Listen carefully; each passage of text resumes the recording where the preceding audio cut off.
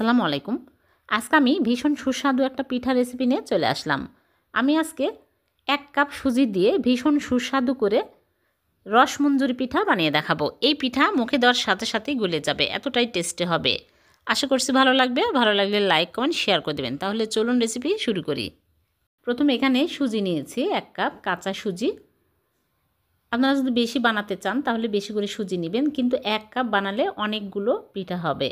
এখন আমি একটা ব্লেন্ডার জাগের মধ্যে নিয়ে নিচ্ছি আর সামান্য পরিমাণে লিকুইড দুধ দিয়ে দিচ্ছি। আগে জাল দিয়ে ঠান্ডা করে নিয়েছি। এখন একদম স্মুথ করে পেস্ট করে নেব। আপনারা চাইলে দুধের পরিবর্তে পানি দিতেও পারেন। এই রকম করে পেস্ট করে নিয়েছি। এখন একটা বোলের মধ্যে ঢেলে নিচ্ছি। বেশি পাতলা করা যাবে না, এরকম ঘন রাখতে হবে। স্বাদ মতো লবণ দিয়ে দিচ্ছি। এখন ভালো করে মিক্স করে নেব। তারপরে বেকিং সোডা দিয়ে দিচ্ছি হাফ চামচের অর্ধেক, বেশি দেওয়া যাবে না। এখন আমি ভালো করে মিক্স করে নেব। মেশানো হয়ে গেলে এগুলো আমি তেলে ভেজে নেব। আগে থেকেই চুলা প্যানে তেল দিয়ে তেল গরম করে নিয়েছে। এখন আমি হাত দিয়ে এইরকম করে ছোট ছোট করে বড়ার মতো করে দিয়ে দিচ্ছি। ছোট ছোট করে দিলেই তেলের মধ্যে দেওয়ার সাথে সাথে ফুলে একদম বড় বড় হয়ে উপরে উঠে ভেসে উঠে আসছে। এইরকম করে দিতে হবে।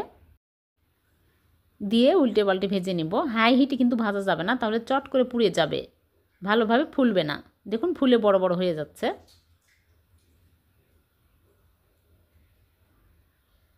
বেশি কালার করব না, হালকা করে ভেজে নিব।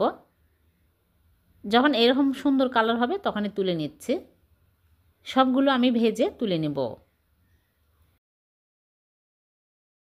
সবগুলো ভেজে তুলে নিয়েছে। এখন আমি এক সাইডে রেখে দিয়ে মালাই তৈরি করে নেব। চুলায় প্যান বসিয়ে দিয়ে দিচ্ছি 3 কাপ লিকুইড দুধ আমি আগে জাল দিয়ে নিয়েছি, আর 2টা এলাচ দিয়ে দিচ্ছি। এখন আমি নেড়েচেড়ে জাল করে বলক তুলে নেব। ভালোভাবে বলক উঠে আসলে এর মধ্যে দিয়ে দিচ্ছি চিনি হাফ কাপ। চিনি কমিয়ে বাড়ি অ্যাড করতে পারবেন, যে যেরকম মিষ্টি পছন্দ করেন।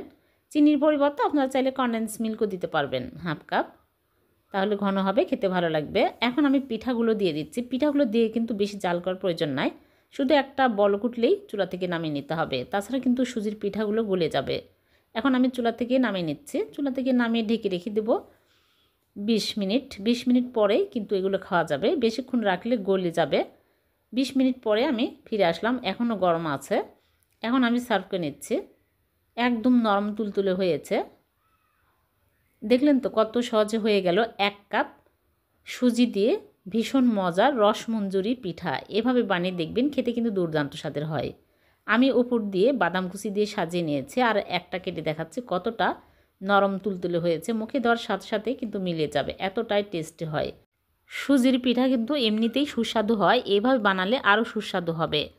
ভালো লাগলে লাইক কমেন্ট শেয়ার করে দেবেন, পেজটিকে ফলো দিয়ে রাখবেন। আর চ্যানেল থেকে দেখে থাকলে চ্যানেলটিকে সাবস্ক্রাইব করে চ্যানেলের সাথেই থাকবেন। আবারও দেখা হবে নতুন কোনো রেসিপিতে। সে পর্যন্ত ভালো থাকবেন। আল্লাহ হাফেজ।